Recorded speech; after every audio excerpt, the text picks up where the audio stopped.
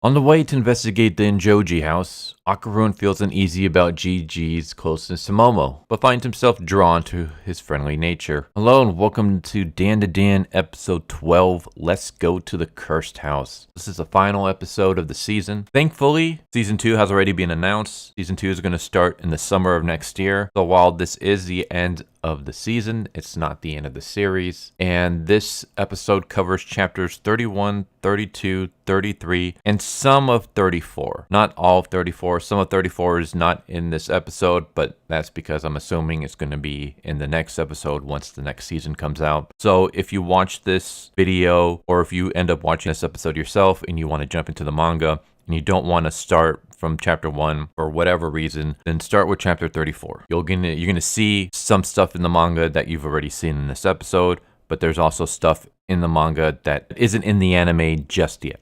So start with chapter 34. So most of this episode is going to be kind of slice of life stuff. We don't really get too much supernatural stuff. We get some supernatural like investigating, but all the craziness doesn't happen until later in the episode. So most of this is slice of life. And most of this is basically Okarun dealing with his jealousy about Jiji and Momo's closeness and feeling like he might be losing Momo to Jiji. But before we get to that, we actually start off the episode with Jiji, Momo, and Okarun begging Seiko to let Hana stay at the house. And Seiko doesn't want to do that because she's like, this isn't a motel. Like, we're not just going to allow everybody to stay over. Why doesn't Okarun keep her at his house? And Okarun basically says, well, she's supernatural, and the best place to put a supernatural thing would be with a supernatural expert. And we have this moment that kind of came out of nowhere. I wasn't expecting it, where we have a slow-mo of Turbo Granny drop kicking Jiji in the face. And I just started laughing at this because I was not expecting this to happen, but yeah, it was hilarious. Maybe it's their mating ritual, like how animals make their butts glow or something. Well, you do what you gotta do. I highly doubt it was that. But Seiko eventually says that, yeah, okay, she can stay. And then that's when Momo decides to get a table ready for dinner. She asks if Okarun's going to stay, and he says yes. And then as she's setting up the table, Okarun starts seeing Jiji getting close to Momo. Like, he's helping her out, setting up the table. He picks lint off of her hair, and she has this like weird expression on her face. And Okarun starts feeling jealousy, so he tries to one-up Jiji by also picking off lint from her hair. And then he tries to quote-unquote intimidate Jiji by doing this weird dance around him. And Jiji thinks he's just playing around, so Jiji joins in on the dance. And then the two of them start dancing around Momo, and Momo's like, what the hell are you guys doing? And then eventually Seiko says, hey Momo, make sure you pack enough underwear for the trip. And that's when it's revealed to Okarun that Momo's going to be going to Jiji's house with Jiji and staying the night. Of course, Okarun is completely jealous and freaking out. But that's when Momo says, yeah, I thought, sorry I didn't tell you already, but I had planned on inviting you to come too. And of course, Okarun's like, yeah, of course I'm going to go. Because Okarun does not want Momo to be spending the night alone with Jiji. We cut to later that night where we're at the school and we have some kids doing a bravery test where they're going to go investigate the school at night, and they hear weird noises, and all of a sudden they look and they see Taru, and Taru is just like running full sprint at them while yelling that, you're not going to stop me. Of course, the kids start freaking out, and Taru, the madman, just jumps through the school building window from like the second or third story, and he's just sprinting through the city. We have funny moments where like he's riding in the subway train and everyone's just kind of like looking at him like, what the hell is this thing doing here? And he's just running out. And as he's running, he's just constantly yelling. It's just so over the top and freaking hilarious. I love this dude. The things he does for love is insane. But eventually he starts running across the street and Truck-kun shows up and hits him and shatters him into a bunch of pieces. And then we cut to Momo's house where Momo is waiting outside with Hana and they're waiting for Taru to show up. And Momo is like, he'll show up soon. Don't worry. And eventually day comes and it looks like Taru is not going to show up. And then he does. Turns out Taru was not isekai'd by Truck-kun. He survived. He was able to merge back together. And he shows up and he hugs Hana and starts professing his love. And she professes it back. And then Momo like wakes up to this. And Taru basically explains that, some things happened on the way. But I promise that that's the final time I'm going to be late. Tomorrow I'm going to be here at 2 a.m. Of course, Momo's freaking out like, you plan on coming here every single day? And then that's when we cut to Jiji having a weird episode where he's kind of freaking out and he looks behind him and there's this weird figure standing over him. This is the only time we're going to see the figure in this episode, but it plays a part in this arc and it's going to play a huge part in the next arc. So we cut to later on where Momo, Jiji, and Okarun are on the train and just chilling out, playing cards, eating candy, all that kind of stuff. And once again, Okarun is just kind of jealous of the closeness that Jiji and Momo have with each other. And he just starts thinking about, like, I got to take my mind off this. There's something else I got to focus on. So he starts focusing on his missing nut. And then we have a moment where he's just constantly like, nut, nut, nut, nut, nut. And then Momo's like, what are you thinking about? And Okarun screams out, my nut. And Jiji thinks it's like some kind of weird joke. They start goofing off some more. And Okarun is like, I got to find some way to get Momo's attention. And so he starts talking about cryptoids. Jiji mentions Nessie and if it's real. And Okarun mentions that he saw Nessie the other day. And Jiji's like, oh, wow, that's fantastic. You're awesome, Okarun. And Okarun's kind of like, damn it. Like, I want to hate this guy because he's basically taking Momo's attention away from me. But this guy is too nice. Like, this is the first time, other than Momo, that someone has ever taken an interest in my hobbies. And I can get that. Jiji is a nice dude, though there are some times where I think him saying that him and Momo are lovers to the entire class was kind of messed up. Like, that's not a very nice thing to do. Other than that, he's a nice guy. He's just kind of cringe. I'm not a Jiji hater, but I'm not a Jiji fan either. Like, he is on my bottom tier list of characters that I enjoy. So he's still on the, like, I enjoy him, but he's like the least character that I enjoy. There's other characters I'd put before him. I just find him very cringe. I've never been a fan of like the random LOL comic relief. Like, I like comic relief characters, but not the ones that are just like super cringe or just super like over the top. That's like no one acts like this in real life. And that's kind of Jiji for me. But yeah, they show up to the town that Jiji lives in. It turns out that this is a town with a lot of hot springs. And Jiji explains that, yeah, his dad studies volcanoes, and that's why he came here to be a teacher.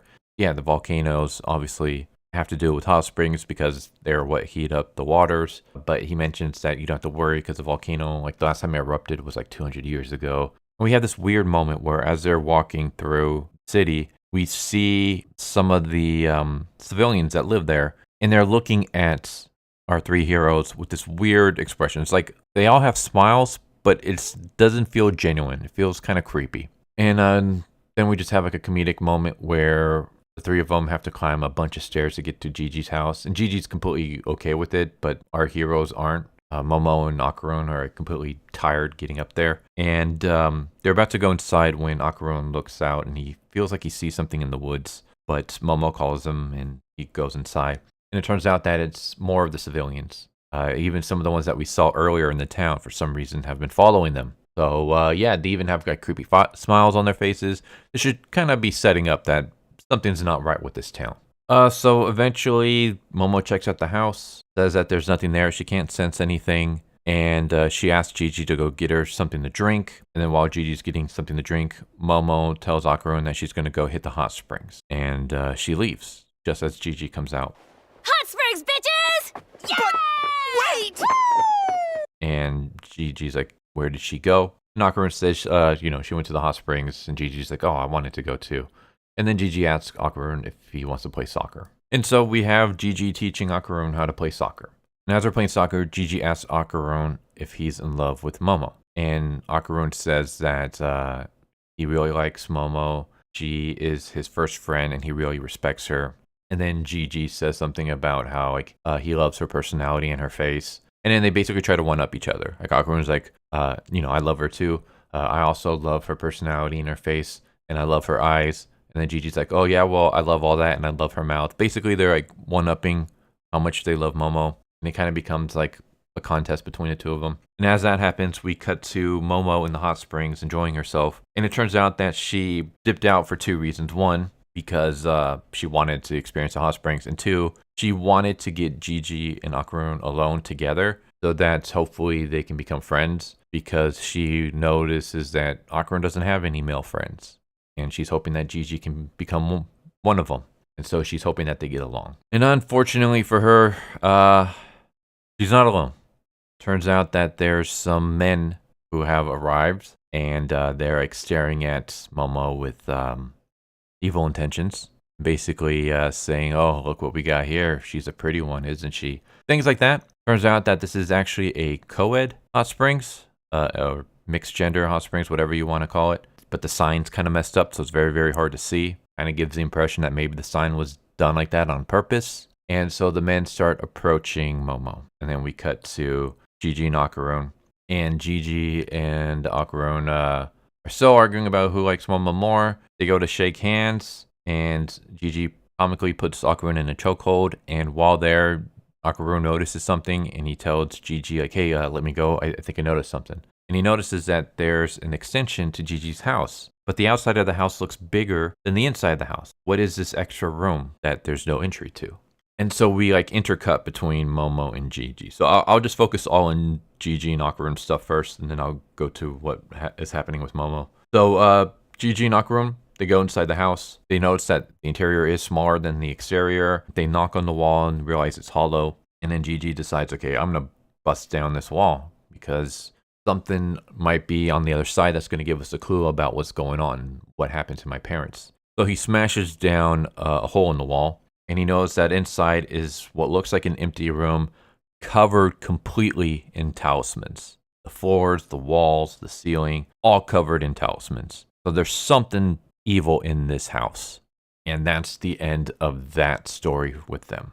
Then we cut to Momo, and the men are getting inside the water. The man asks Momo if she knows about gators, and Momo's like, you mean alligators, like the animal? And they say, no, gators are men that take advantage of the co-ed hot springs to get it on with the females. So basically, they're like men that use intergender hot springs to prey on women.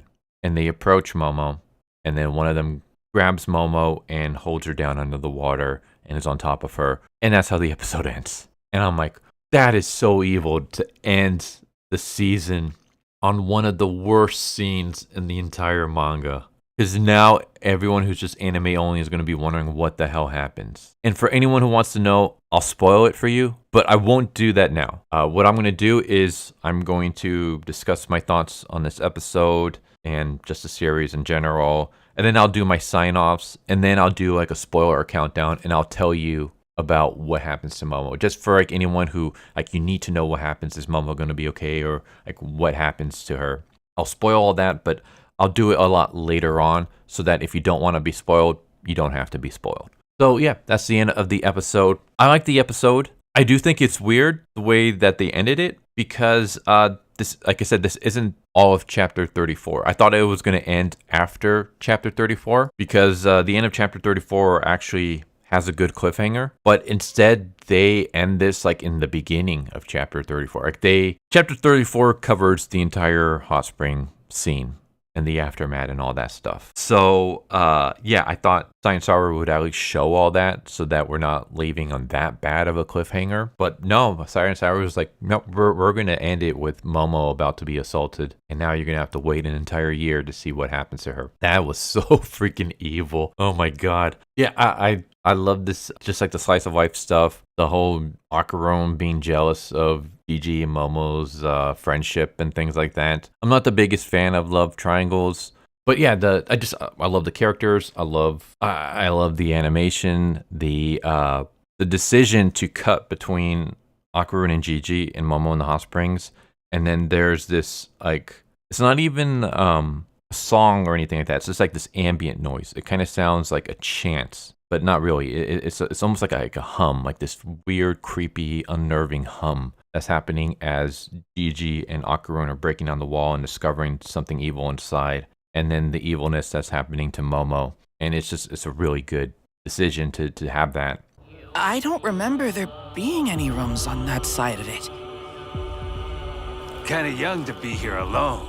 It's co-ed. I don't know how I feel about how they ended it, though. Like I said, I think you could have covered more of chapter 34, because chapter 34 itself has a pretty decent cliffhanger. But then again, I guess ending the season with Momo about to be assaulted that is a huge cliffhanger because it makes people really want to know like what the hell happens to her. Like how does the rest of that scene go? Like is she gonna be okay? Yeah, it is evil though to end it with that scene. I love this series. I thought this is like one of the best animes that I've seen. The animation's great. The music choices is phenomenal. The fact that they're completely faithful to the manga in the sense that it's like 1-for-1 adapted. So if you're one of those people that you've just watched the anime and you want to read the manga, if you don't want to read from chapter 1, you can completely skip all the chapters that are covered in the anime and you won't miss anything. Like there's nothing in the manga that the anime doesn't cover. You can just completely skip to chapter 34 and you wouldn't have missed a thing. You'll be completely up to date. You'll know everything that's going on up to that point. And I think that's the sign of a very great adaptation. Japan is really good when it comes to adaptations. Like they tend to, especially with anime, usually they do 1-for-1. Sometimes they'll skip things or they'll rush things. And this series could have easily done that. It could have easily just rushed things. And I'm glad that it didn't, because then it would have turned into Uzumaki. And I've covered that series and just how dreadful that series became after episode 1. And that's a sign of a bad adaptation. Science Saru did a very good adaptation with Dandadan. I loved it. And I can't wait for season 2 to start. Like having to wait for 6 months basically for the next season. It's going to be a long wait, but thankfully it's going to be that soon because like I'm also a Chainsaw Man fan and it's been over 2 years since the anime ended, it feels like. So at least this is a shorter wait. At least we're literally getting season 2 next year.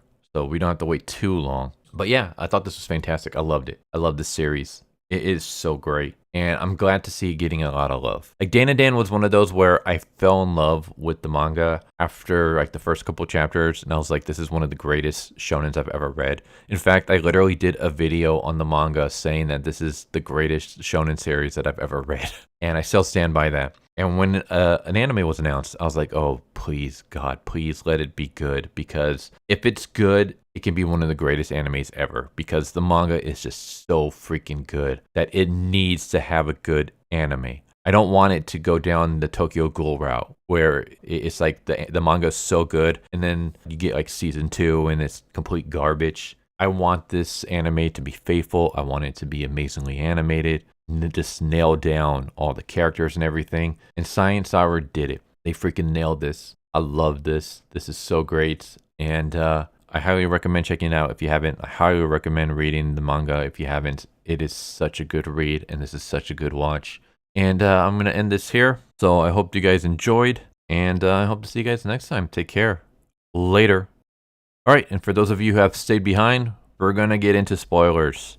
So if you don't want to get spoilers, just hopefully hit a like, hit a subscribe if you haven't, and then click off the video because we're going to do spoilers in 5, 4, 3, 2, 1. Okay, so here's what happens with Momo in the hot springs. Momo gets pulled underwater, just like how the season ended. She's able to use her psychic powers to push the guy off of her, and the men start freaking out because they have no idea what's going on. She is able to make her escape from the hot springs. Like she climbs out of the hot springs. She's starting to crawl away when all of a sudden part of the hot springs, like the walls, the house, whatever you want to call it, like the awning, it falls on top of the men inside the hot tub. So like the men are chasing after her. Part of the hot springs breaks down, falls on top of her, falls on top of the men chasing her. And she's like, oh shit, like I got to get out of here now. So she starts trying to crawl away when one of the other men is there, grabs her legs, gives her like this creepy smile, and is basically going to try to crawl on top of her with evil intentions. I'll just leave it at that. When he sees something beyond Momo and he starts freaking out and he just gets up and runs away. And Momo looks up and it turns out that the giant wall of the hot springs is about to fall on top of her. Thankfully though, the wall falls on her, but there's like a door, and so as the wall falls, Momo like ends up it misses her because she ends up going through the door, the open door. So yeah, basically the entire hot springs just collapses and it lands on top of the men that were trying to assault her. And she's just like, wow, what are the chances that just as I was about to be attacked by these creepy men, that the hot springs would fall on them and save me? And that's when she Here's a voice that says, pretty great view, huh? Sometimes a bath in a rundown hot spring isn't such a bad thing. I sure am lucky sometimes. I really am. And then she looks and she sees, and it's Turbo Granny. Turns out that Turbo Granny was there the entire time. And Momo's like, Turbo Granny, like, what are you doing here? Turbo Granny's like, don't underestimate me. When Seiko said that Jiji's address, it hit me that that's the hot springs territory. So I snuck into your backpack. And Momo's like, well, you could have just come along whenever you wanted. But then she's like, what do we do about this building? And Turbo Granny's like, forget about it. It was already a wreck. And I didn't do nothing. He says that, but if you remember, Turbo Granny, basically, because she's like in a lucky cat, she grants luck and fortune to those around her. So basically, Turbo Granny being there granted her the luck of having the hot springs fall on top of the men that were trying to assault her. So Turbo Granny ends up saving Momo from being assaulted. So for anyone who's like freaking out, Momo's completely fine. She gets saved by Turbo Granny before anything can really happen to her. It is still like a frightening scene, frightening moment and stuff like that, but she ends up getting out of there just fine. Momo's able to like sneak away and get dressed, and that's when more civilians show up, and they basically see the men that were trying to assault Momo, and she's like, it's been you bastards causing trouble again, haven't you? Like, you're the ones that destroyed this inn. And they chase the men through the town naked. They're basically like, let's turn them into the police. Momo leaves with Turbo Granny, so she's completely fine. Nothing happens to her. She doesn't end up getting assaulted. Well, I mean, she is assaulted, but they're not able to like do anything too bad to her other than just kind of scare her. And they grab at her, but nothing, like they grab at her arms and hold her under the water, which you saw. And then later on, they grab her by her leg. Like one of them grabs her by the leg, but that's it. They don't like rope her, or they're not able to fully do what they had planned to do to her. She ends up getting saved by Turbo Granny. So that's the spoilers. Anyways, there you go. And once again, if you want to read the manga, the jumping on point would be chapter 34. Start with chapter 34. You're going to see some of the stuff that was mentioned in this video, but there's also a lot of stuff in chapter 34 that the anime hasn't covered yet. There you go. I hope you enjoyed. Later. Thank you for watching my video. I hope you enjoyed it. If you didn't, I still want to thank you for watching it this far, and I hope the next one is more to your liking. With that said, thank you once again, and I hope you guys and gals have a good one. Later.